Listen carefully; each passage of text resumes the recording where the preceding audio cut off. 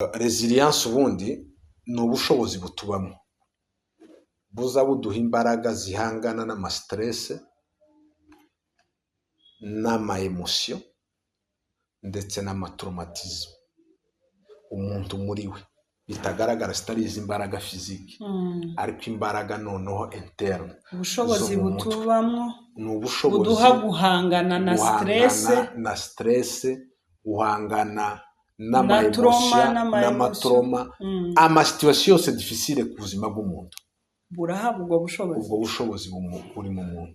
Hi guys, amakuru mufite aho muherereye hose turabasuje cyane tubifuriza ibihe byiza, Imana ikomeze ibagire neza. Abari guca mu buzima bwiza ni ukuri burushizeho kuba bwiza, abari guca mu buzima bubi Imana iborohereze, Imana ibatabare, Imana ibagire neza kuko niyo mugenga w'ibihe. Uyu munsi bishobora kuba bitameze neza ariko ejo Imana ikabihindura. Rero Imana ibiteho, turabakunda cyane, tubifuriza ibihe byiza, tubifuriza ibyiza iteka ryose.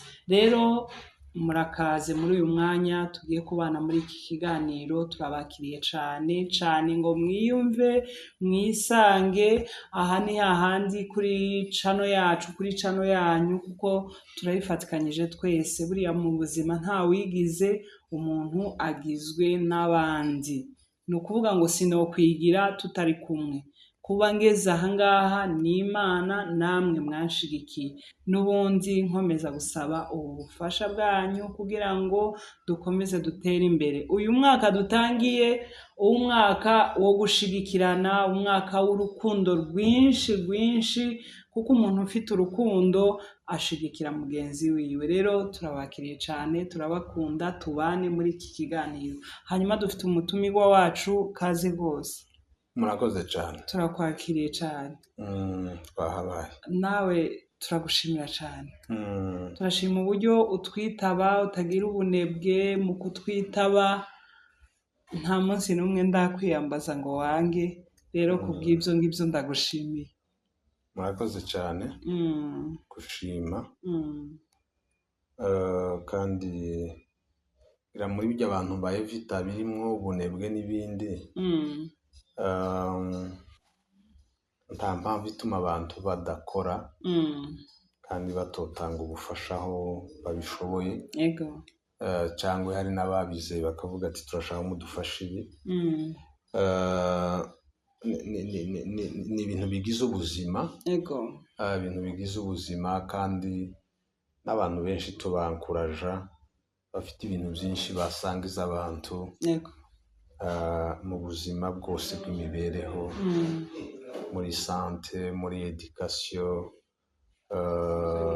muri business no mu bindi bintu byinshi bigize ubuzima bwacu. Yego. Ab'Imana yafashije bakaba hari icuzi gito. Ntabwo tuzi byose kandi uko bisa nuko tumenya bike. Kuko isibizwe n'ibintu byinshi. Yego. Ariko natwe ko turi benshi rero uyiyamze iki ngiki akamenya kiriya ababikurikirana. Yego. Bifite ibyo bibafasha cyane. Uyu munsi wenda njyewe mba mpaye mfasha muri ibi bijanye n'iyi domaine yacu ya santé mentale, psychologue. Ariko hariho abandi bize medicine isanzwe, hariho abize za ekonomi, hariho abize za droit, abize za nutrition n'ibindi byinshi.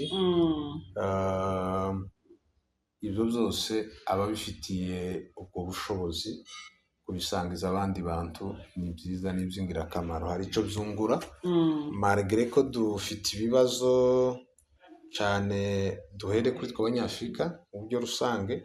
Umuzungu ngo yigeze yandika aravuga ngo ushaka guhisha umunyafurika ikintu ukagishira mu nyandiko. Bazi ko tutagira écriture, donc culture, pana culture yo gusoma tuza dusoma. Nigeze kumva umupasiteri wariko gushingira abantu atanga témoignage y'ukuntu yashingiye abantu abaha gift ya Bible. muri rya Bible ashiramo amafaranga arayibaheza arabwira ngo iki gitabo muzoza mu gisoma kirimo byose mumerewe neza mutamerewe neza iki gitabo muza mu gisoma. Imana ni nako yari kubwira Yosuwa ikamubwira ngo mu kuba kwaweho kose ngo ntakizabasha kuguhagarara imbere, nzabana nawe nkuko nabanaga n'umugaragu wanje Mose. Icyo nkubwira gusa kimwe, ibiri muri iki gitabo, amategeko y'iki gitabo uzoyitondere, uzuyatekerezaho ku manywa na nijoro. Ibyo bizotuma nukora gutyo imishinga yawe izoresisa izozamwo 6. Urumva ba bantu rero yabahaye Bible barabika baratura, ngira ngo igihe kimwe nkuko yabivuze crise irabakubita amafaranga batangira gutekereza, ngira niho bibutse tse pastor ko atubwiye ngo tso dusoma iki gitabo ko byagoranye, rero reka tube nk'abagifata turebe ngo babumbure basanga mu ifaranga. Urumva nyine ni ibintu bisa nk'ibishekeje. Cya gitabo baherutse ko bakagiha barakibika. Hari n'abandi Bibiliya baza bakunguta baja kuja kwikanisa mu gatondo, kandi akaba ariho wapfata igitabo ivumba agahungura Bible aho yashize yatonze yagiyeho amavumbi. Ariko abantu nibasome, kandi ndamukije abakolege banje bose baba promotionnaire gusa ariko aba psychologue clinicien aho bari kwisi hose ndabashuhuje, kandi mbabwira ngo bakomeze bafasha abantu kwisi rimwo ibintu byinshi, iterambere, ibibazo bya ekonomi, intambara n'ibindi, harimo guhungabana mu buryo bumwe n'ubundi. Rero aba psychologue abataratangira gukora nibakore bafasha abantu, bakore bafasha abantu kuko abantu bari mu bibazo byinshi. Murakoze cyane. Urakoze cyane, turagushimiye. Uvuze akantu kuriya mu pasiteri watanze Bibiliya yiheza abakristo biwe yabashiriyemo intoze sheke. Nibuka nanjye nigeze kubyumva, ariko ngo ni umubyeyi, uwo nguwo ni umubyeyi wafashe nyine Bible ayishiramo sheke ayiheza umwana wiwe. Noneho wa mwana ndetse ngo ararakara, se papa ashobora kumfungira Bible kandi se ngo yari umukire, ntamfungire cyangwa mu mpekado y'izimwe, cyangwa ntiyamenya ko bamutekereye. Baragenda baratuye nabo banze no kuyisoma nkaho bari bayirakariye ngo bagize ngo babahaye biri.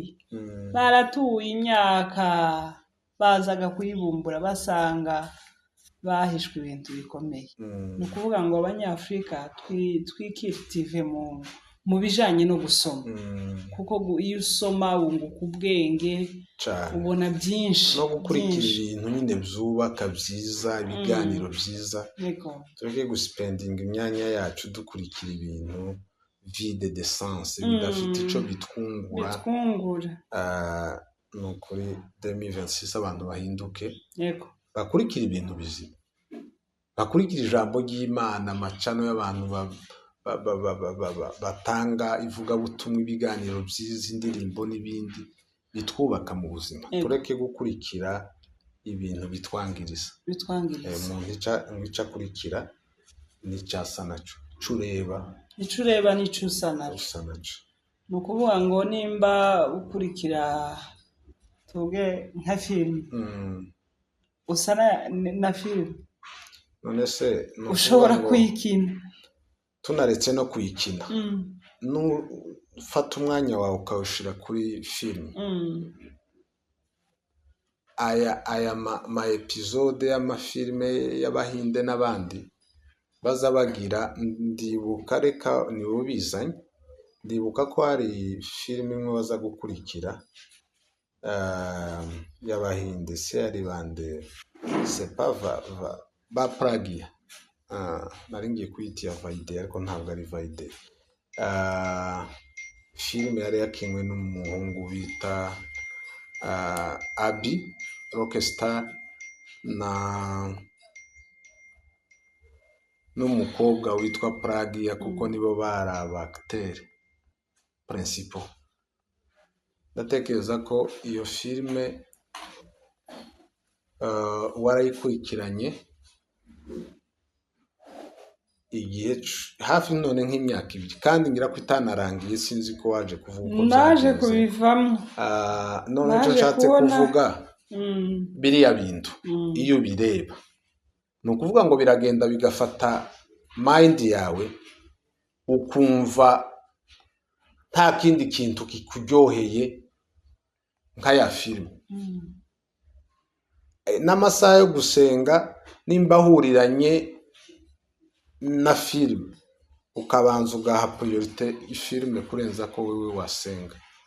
Kandi ico gihe nimba umuntu ashobora kuba mu buzima bwiwe umwanya hawo w'ikintu nka kiriya cakinya abantu hakitarimo n'amasomo meza neza. Nibuka umuntu nyine nageza mfana muri iyo filime noneho yarira nanje nkamandira nyine nkaba mbana nawe ibihe by'umubabaro wiwe naje bikambera umubabaro kuri njyewe. Ni nabyo tuza tuvuga twebwe abapsikologe tuvuga ngo mu buzima abapsikologe badusaba ko tugira ikintu bita ngo ni empathy. Hariho sympathy n'igihe n'ibyo uvuze umuntu ukunda cyangwa nyine nk'uko wareba gutyo ufana iyo akubwiye ikibazo ciwe camubabashe kikakubabaza. Rero wa psikologe wakira abantu 50 bose bazana imitwaro yabo imibabaro yabo bari mu madetresse n'ibindi bakubwira nawe ukabyakira ukabyishiraho nta desimene umara cyangwa ukwezi kuko gawewe wikoresha charge iwe yarayifite ari yo yonyine wowe noneho wikoresha charge zaba abantu 50 bizatanga iki cyo bakatubwira ngo ifo ku develop ico bita empathy.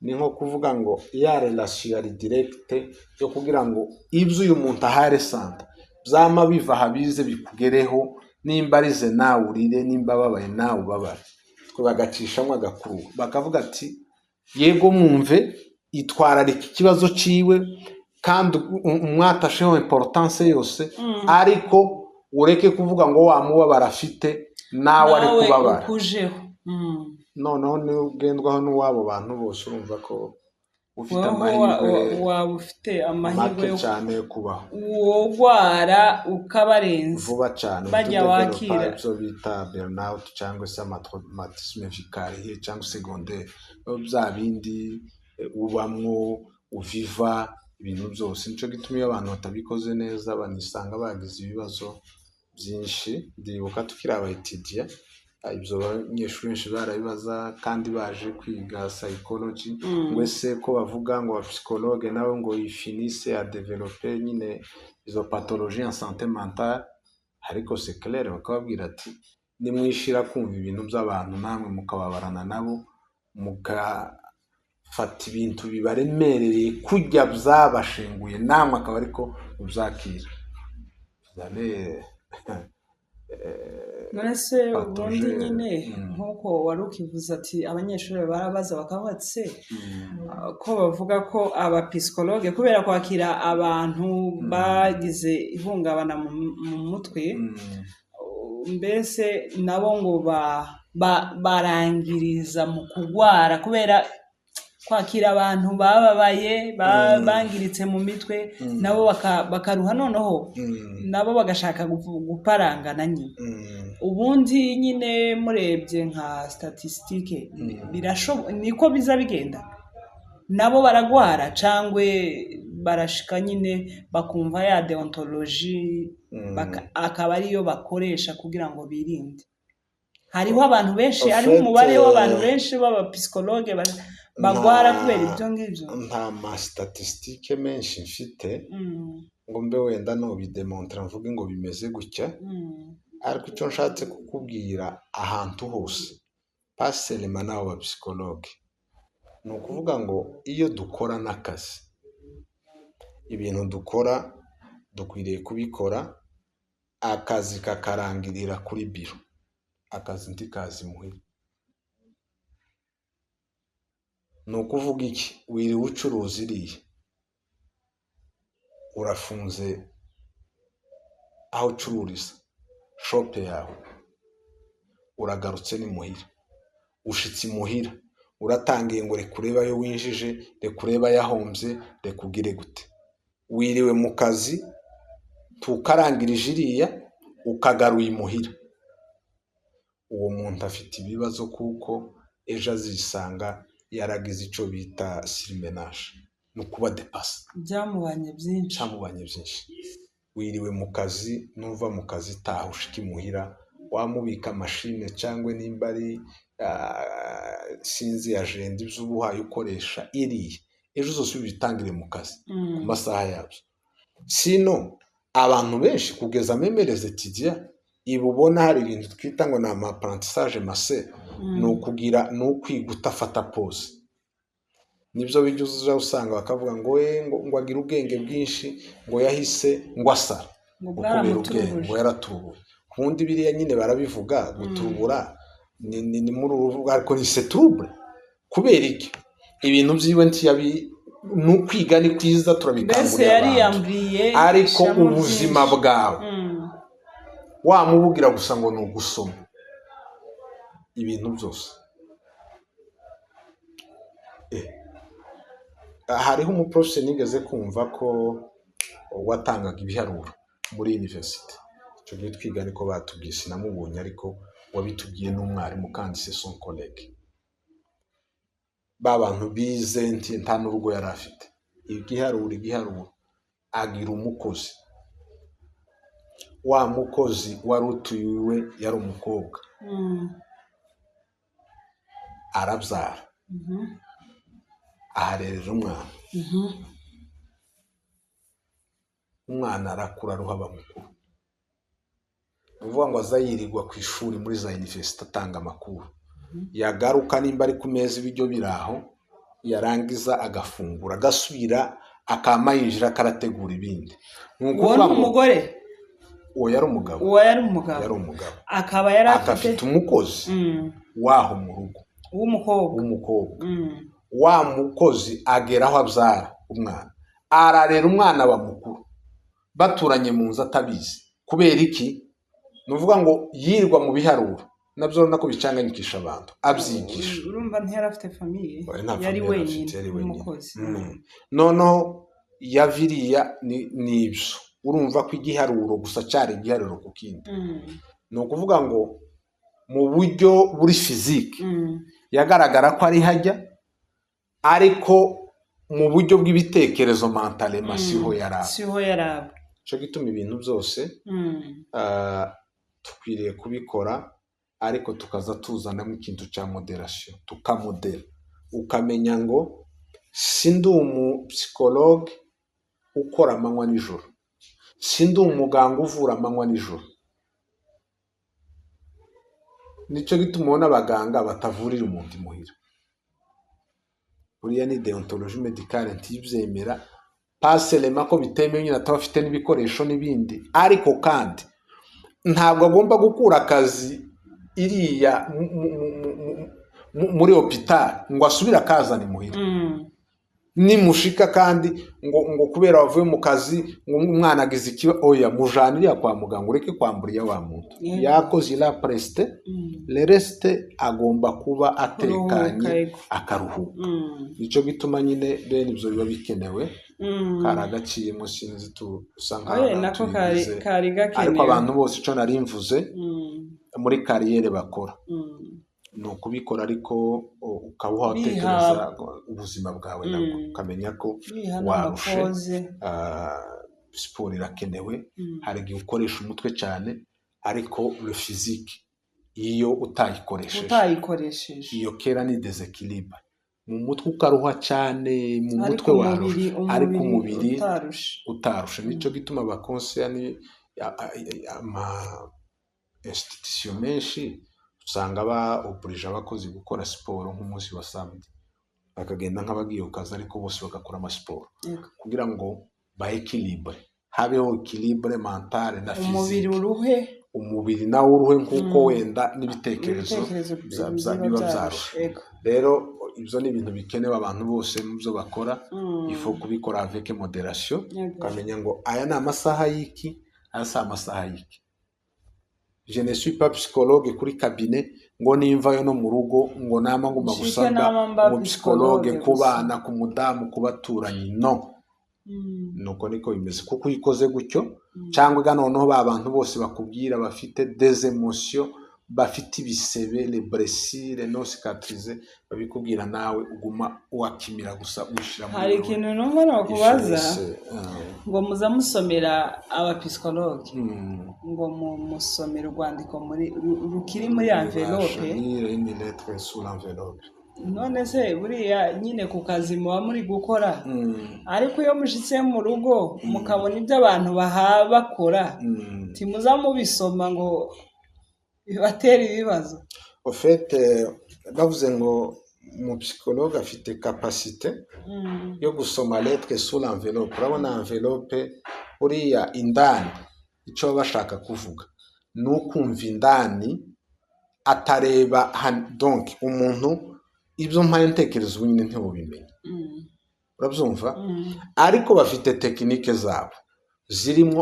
observation kwitegereza no gutegera cyane ubundi aba psychologue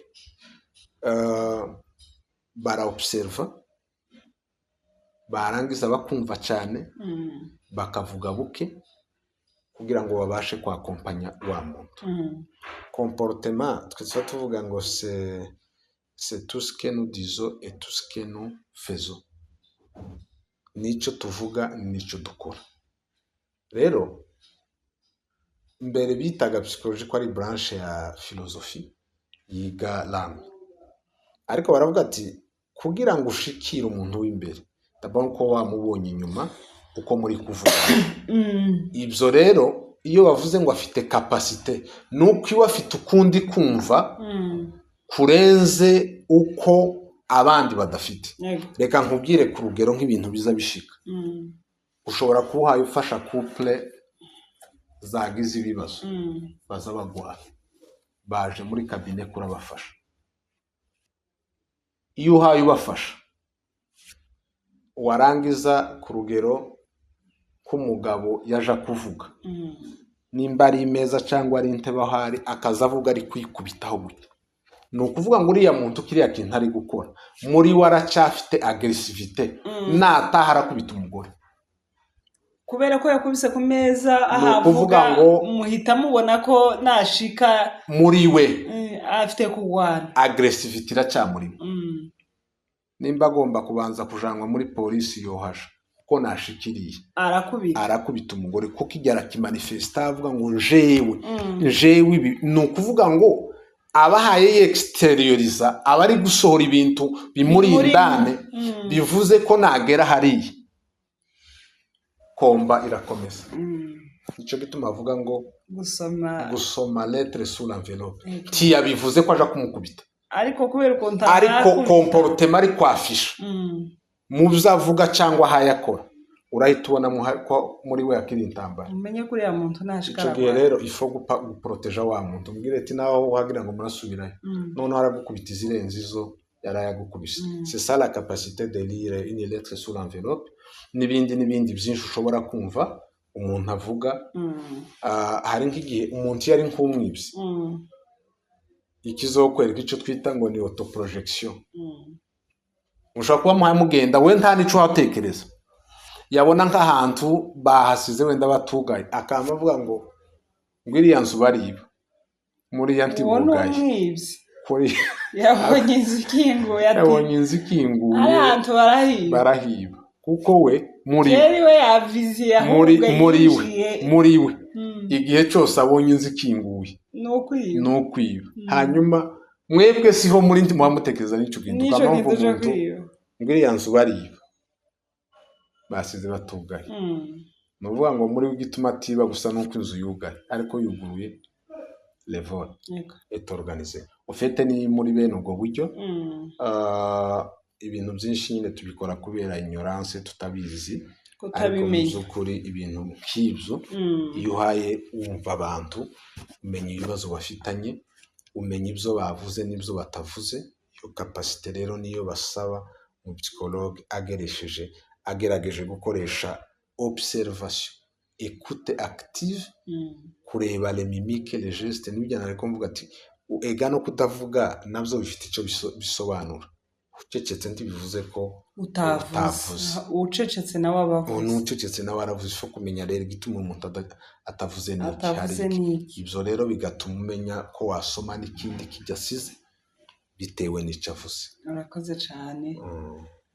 Ndabona ikiganiro kimeze neza cyane, twagiye mu bintu byinshi kandi tutaragera kuri topic yacu uyu munsi, ariko nayo nibyo turimo n'ubundi. Uyu munsi nifuje ko tuganira kuri title ivuga ngo programme ya resilience en santé mentale. Cyo kintu ndakucumva nyine kuri mwebwe abapsychologue mukunze kugikoresha mukivuga. Ico kintu rero nshaka ko ukidusobanurira uyu munsi. Resilience ni iki? Reka ngisobanure kushinema noneho ni ukwishura menshi je vais facturer. Ndumva umaze kumenya psychology, maze kuyimenya kubera kubana nawe, urumva nimba ari ibiganiro kubana n'abapsychologue, urumva nk'izo titre. Icyo ni ikintu cyiza. Programme de résilience en santé mentale ni ukuvuga ngo resilience ubwayo programme yo kirumvikana, na santé mentale birumvikana. Ariko resilience rero niyo abantu bashobora kuba batazi ese resilience ni iki. Icyo ni icya mbere. Intego ikifasha niki, urabyumva? Ibyo wenda turagenda tubikomeza, ariko duhere kuri icyo cya mbere. Resilience ubundi ni ubushobozi butubamo buza buduha imbaraga zihangana n'ama stress n'ama emotion ndetse n'ama traumatisme umuntu muri we bitagaragara, zitari izi imbaraga fiziki, ariko imbaraga noneho interne. Ubushobozi butubamwo ni ubushobozi buduha guhangana na stress, guhangana n'amatroma, amasituwasiyo yose difficile ku buzima bw'umuntu. Burahabwa ubwo bushobozi buri mu muntu. Mubaza bagira stress bikarenga buba bwarashize. Nico turakivugaho tubyerekane. Ese bwa bushobozi igihe bwoba butari ko bukora biba byagenze gute, hakenewe iki? Ni ukuvuga ngo resilience mu majambo atari maremare muri mu Faransa bavuga ngo c'est la capacité interne qui nous permet à faire face aux difficultés de la vie, aux émotions, aux épreuves. Ubuzima bwacu rero bugizwe n'ibibazo, harimo ibyiza ariko duhura n'ibibazo, kuko nibwo buzima. Ubuzima bijya kubwira ngo ni ensemble y'ibintu, ni ukuvuka, ni ugukura, kuba nawe wogera ku rwego procreate, nawe ugatangira ukabyara, kororoka, ibyo ngibyo, muvuma n'ibindi. Nyuma habamo gupfa, ariko tutaragera no muri ibyo byo gupfa hariho kugwara, hariho kugwaza, hari ibintu byinshi. Rero muri ubuzima bwo mu mutwe, fizike yo twagiye tuvuga ibintu bitanga imbaraga, biba bihari bigerageza kureserva za mbaraga z'umubiri. Ariko noneho mu buryo bw'ibitekerezo hari icyo bita resilience, niyo kapasite izituma umuntu ahangana. Kandi ikikwemeza ko ibaho tunayirushanya, abana bogira ikibazo bose mu nzu cyangwa abantu, ikibazo cyabaye kirabatusha mwese, kuko nimba ari umubyeyi mwamuvuze mwese. Ariko rero ya resilience zacu ziratuma twiyadapta mu buryo butandukanye. Bamwe bakomera, abandi byange gukomera. Rero ni programme abantu bazagerageza kugira ngo bafashe abantu bitume babasha guhangana na bya bibazo. Ubuzima bwo mu mutwe, santé mentale, kugira ngo tuvuge twebwe aba psychologue twemeze ko ubuzima bwawe bwo mu mutwe bumeze neza hari ibintu bitatu: être en bonne santé et en santé mentale. Ko twebwe turavuga ngo il y a pas un développement sans santé et il y a pas santé sans santé mentale. Nta terambere ryobaho umuntu adafite ubuzima bwiza, kandi nta buzima bwiza bubaho umuntu adafite ubwo mu mutwe. Mu mutwe rero harenze uko umuntu yoba afite handicap physique. Agomba kuba ameze neza mu mutwe. Yego.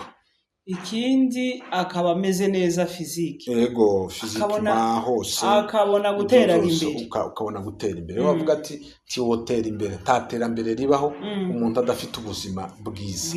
Kandi ubwo buzima bwiza nabwo ntibwobaho budafite ubwo mu mutwe.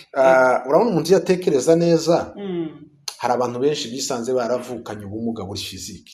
Ariko n'abahanga bakomeye bakoze ibintu isi iratangara. Ariko rero igihe mu mutwe ariho hagwaye, niyo wogira imbaraga nka zijya za Samusoni ntacyo bikoresha. Ubundi mu mutwe iyo hapanze neza bituma no hanze hacu hagaragara neza. Ariko mu mutwe iyo hashandabutse seke n'ibindi byose biba bishandabutse. Rero kugira ngo twemeze ko umuntu ubuzima bwo mu mutwe we bumeze neza hari ibintu bitatu. Ikintu cya mbere c'est être en harmonie avec soi-même. Ni ukuvuga ngo wewe ubwawe wenyine nuko wemezanya n'ubwenge bwawe kumeze neza. Ukemezanya n'ubwenge bwawe bukakwemeza ko moi madame Espe ndakomeye. Ho bari mu buryo bwa physique meme no mu buryo bw'imitekerereze. Ubwenge bwanje buri kugihe. Je connais ko none ari uyu munsi nzi hano ndi nzaho dukoreye iki kiganiro na chronometre twagihaye amasaha cyangwa iminota. Wabyutse uja muri dushe uroga, warenshije, wambaye imyenda, wanayipashe n'ibindi byose, wanyoye icyayi, uzi ngo na saa sita biragenda gutya n'ibindi byose. Ukaba nawe ubwawe wewe ukemezanya nawe kumeze neza. Ku rugero umuntu abyutse akabyuka atambaye imyenda, no selema ko n'abandi babibona, ariko nawe ubwiwe il n'est plus en harmonie avec lui-même. Tiwamenye ko abantu bambara. Ico gihe kera mbese ntiyamenye ko abantu bambara. Yego. Kandi yaratura yambara. Ico gihe byaparanganye mu kera ibintu byaparanganye, isinga zakoranyeho, ntabwo ukiri en harmonie avec soi-même. Ikigira kabiri c'est être en harmonie avec les autres. Ni ukubana n'abantu neza. Bonjour madame, bonjour monsieur, bonjour les petits enfants, bonjour voisins, bonjour collègues. Ibyo biriya byose ni ukubana n'abandi neza. Iyo utabana n'abandi neza seke mu buzima bwawe, iyo utari en harmonie avec les autres hari kitagendanye. Ariko umuntu ubwawe uremeza ko ubwenge bwawe buri kugiye buhabukora, kurumva ko ufite ubwenge. Erega uzumve nk'abantu benshi mbere yuko wagwara mu bati ndimukumva ibintu kabisa, nkumva umutwe wanje ngiye gusara, ibinongorera, ibigira gute, bwa bwoba buza, abantu bamwe bahunga, abantu baba bafite biriya. Ni ukuvuga ngo kera ubwiwe taba kiriya na harmonie nawe ubwiwe. None umuntu atangiye kwitaba ntawe umuhamagaye, ça veut dire quoi?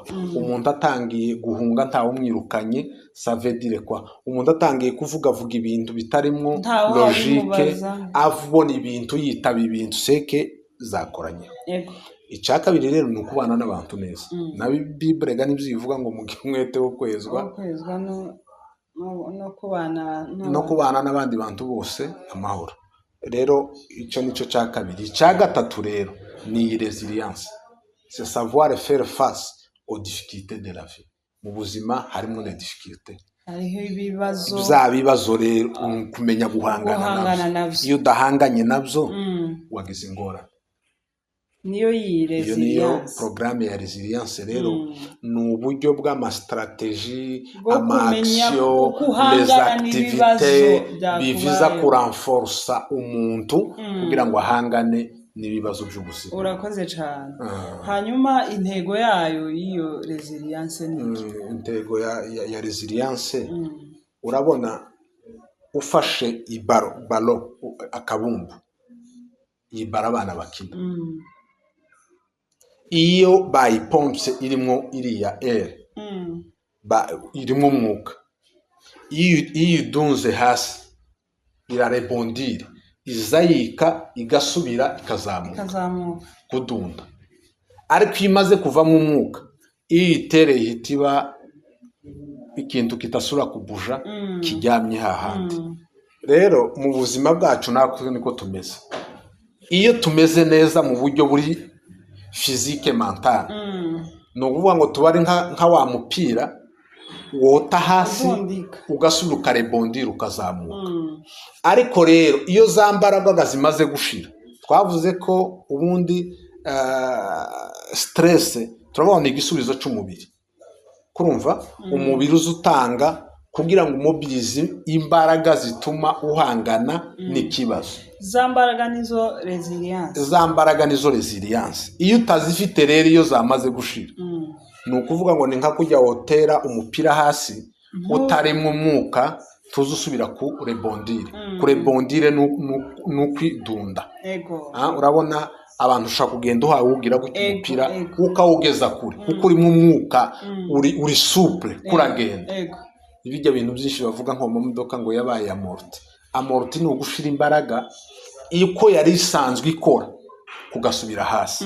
Rero objectif yayo niyo yo kurebondire. Ba bantu baba bakeneye gusubira ngo bagusubizemo imbaraga, wongera udundike, wongera usubire, wongera ube connect. Wamaze kuba deconnecte, uraryamye, nta courage yo gukorera umuryango gifite, urugo rwawe uko warukorera, akazi wataye, nimbara abiga amashuri bayavuyeho. Rero iyi program icyo yashaka no gusaba kugira ngo igaruremo umuntu uzambaraga ijya resilience, wongera urebondire comme le ballon. Yego nuko nguko. Urakoze cyane kandi ko rabisobanura neza n'abatari abapsikologe ko turabyumva cyane.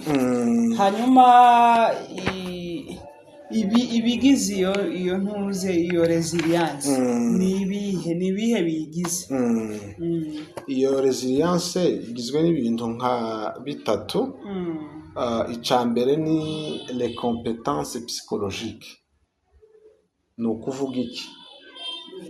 Iriya programme nimba bagiye kwigira, twavuze ko umuntu tuvuga ko amerewe neza mu mutwe ari wa muntu tuvuga ngo ubwiwe aremezanya nawe ko akomeye.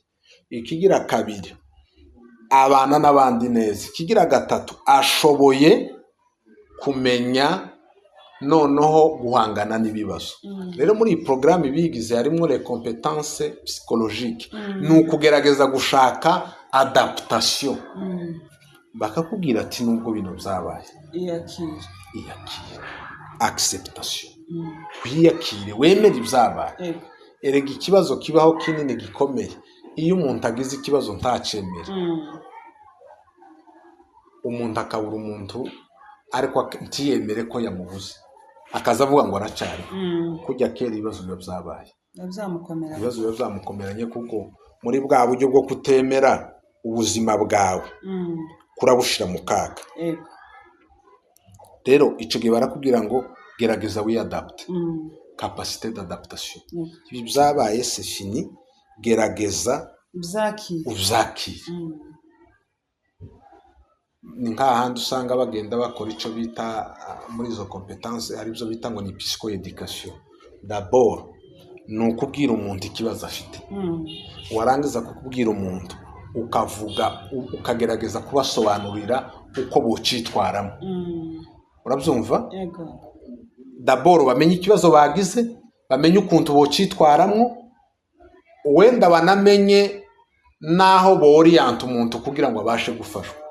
Compétence ya mbere ni iyo ngiyo. Ibirimo donc izo compétences psychologiques bikorwa n'abantu babizi, bakagerageza guhangana na zijya défi n'ayo makrize, izo emotion bakabikora. Hanyuma harimo n'ubundi kindi kiza nk'uko ari stratégie psychologique. twatangiye tuvuga ko biriya bya mbere biviza l'adaptation. D'abord ni ukubwira umuntu agerageze kwiyadapta, ticyakunze tusubira kubaho byensire nk'uko wari ubayeho, ariko byibuze bavuge ngo s'adapte, wiyadapte. Ubundi nibwo bwenge. L'intelligence c'est la capacité de s'adapter à de nouvelles situations. Wagiye mu bindi buzima busha utaruzi bw'ibibazo n'ibindi byose, habe n'ubwo bwo bari byiza, ugomba kwiyakira. no kwiyakira. Wabonye promotion mu kazi, ugomba kubyiyadapta. Wabonye inzu, wabonye imodoka, wabyaye, washatswe, il faut que d'abord wiyadapta kuri icyo kintu ubwo buzima. Sinon le stress c'est négatif, le stress c'est positif. Ufite umwanya wo kubisubiramo.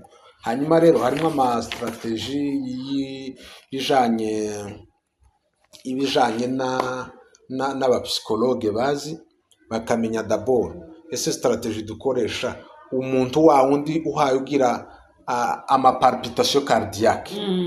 Hari uburyo bamubwira bwo kurespira, akabanza aspira umwuka akawinjiza, yarangiza kandi akawurelasha akawusohora.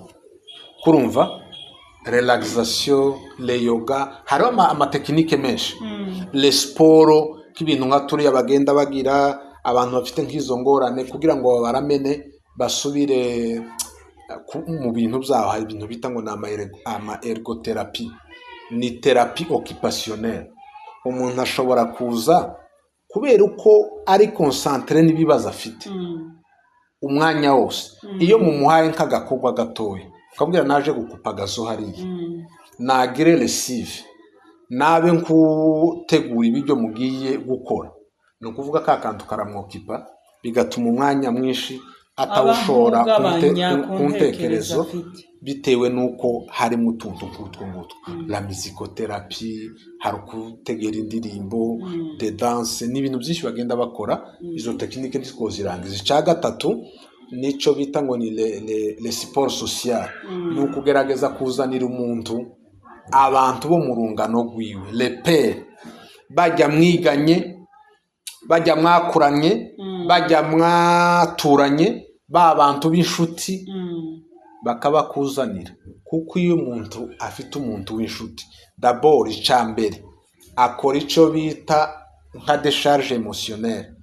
Iyo bashaka ko n'umuntu agira ibyo akura mu mutima we, ikintu ca mbere bahera ko nuko abona un ami confidentiel. Ibintu byawe, ubuzima bwawe, vie privée ntipfa kuyibwira n'importe qui, ariko ugomba kubugira inshuti nziza wizeye. Iyo uyibonye uzuyibwira bya bindi. Iyo bakugaruriye abakolege noneho mugahura mugasubira muri passe, bene ibyo mukaba mwose ufata ni promenade au bord du lac, mukaja hariya mugasubira mu by'akazi n'ibindi. Bijya rero bihita bikokipa cyane. Hanyuma abantu bireba ni bandi, abo bireba iyo programme ya resilience ireba abandi, ireba abantu bose baba bafite ibibazo byo mu mutwe. Abantu bose bari gutraversa le moment stressant, bafite ama stress, abantu bose bafite ces émotions, abantu bose bafite urumva le trauma, bagize guhungabana. Abo bantu bose irabareba, duhere ku bana, duhere ku badolesa, duhere ku bakuze, tugere no kuri bariya bantu de troisième âge, bano bantu bashaje. Urumva c'est un programme qui concerne tout le monde sans exception. Umuntu wese gusa wo buhanyura muri les moments difficiles, ibihe bigoye, usanga afite za depression, ama état de stress post-traumatique. Ibi byose beaucoup plus abantu baba bagifite iki kibazo cy'amanevrose, kuko nibo baba bakiri conscient. Ibi cyane bifashwa abana bantu bagwaye ariko byibuze bakicitahura. Nabo bariya banza gusaba ko d'abord babanza kuba traité kugira ngo bageraho noneho bo kwisanga boganirizwa n'abapsikologe. Rero ireba abantu bose bashobora kuba bari mu bibazo, ititaye ku myaka, nta tranche d'âge uvuga ngo irareba uyu igasiga uyu, ariko umuntu wese ufite ikibazo il est concerné par ces programmes de résilience en santé mentale. Yego urakoze cyane. Mm.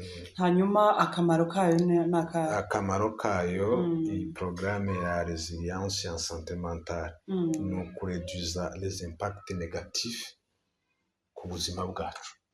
Ni ukuvuga ngo igomba kugabanya ziriya ngaruka z'ibibazo byo mu mutwe mu buzima bwacu.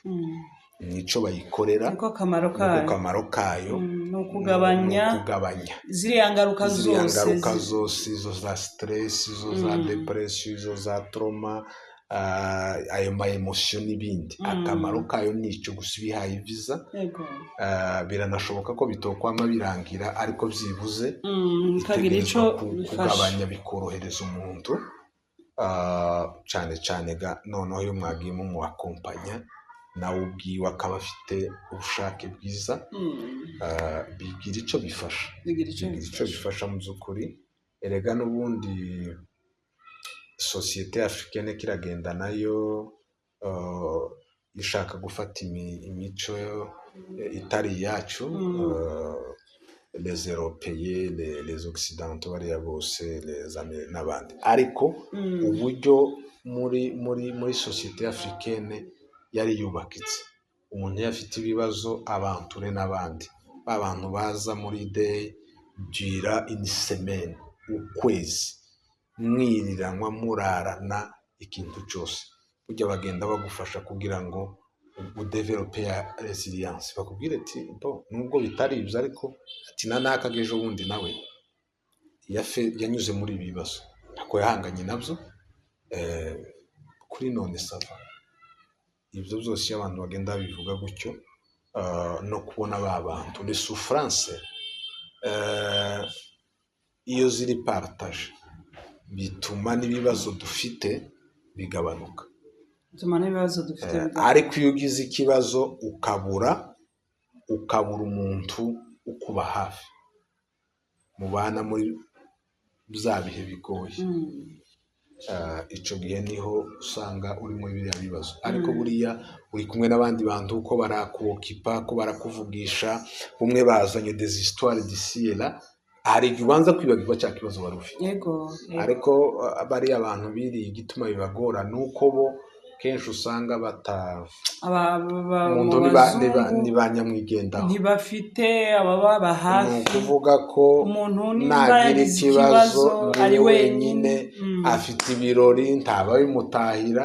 Ubundi ibirori cyangwa n'ibindi byose biba byiza ariko abandi bantu baje bakabibamo mukabisangira mukishimana, bakanavuga ati twabaye mu rubanza, c'était impeccable, c'était parfait. Ofite nico, iyo niyo utilité yayo. Abantu baba bagerageza kugira ngo bagabanye ziriya impact negative ku buzima bw'abantu. Urakoze cyane, turagushimiye ku kiganiro cyiza uduhaye.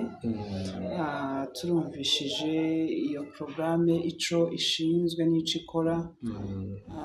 Muri abantu b'agaciro kabisa, muri abantu b'agaciro kuri twebwe, muri abantu b'agaciro reka mvuge ngo ku isi.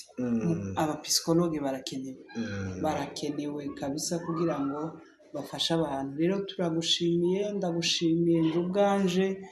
Buriya uzuja gufasha abandi ariko njyewe nabanjije gufashwa kuko tuba turi kumwe nyine. Rero turashimye, tugushimira cyane umwanya mwiza waduhaye kubana natwe. N'ubundi ukomeze twiteho muri uyu mwaka ko turabona ko dufite umuvuduko ukomeye, umuvuduko tuzowubanemo tukatuje kuri. Murakoze cyane. Igihe turi hafi twobana tuzabana, kandi gabishitse abantu batari kumwe asikwa ubaya nk'abaswahili bavuga ngo ntawe utegeka aho atari. Ariko on espère ko turi kumwe igihe cyose mushaka ko dufashanya tuzabikora. Murakoze cyane, turashimira abadukurikiranye. Imana yo mu ijuru ibaduhere umugisha, mukomeze mugubwe neza, turabakunda. Murakoze.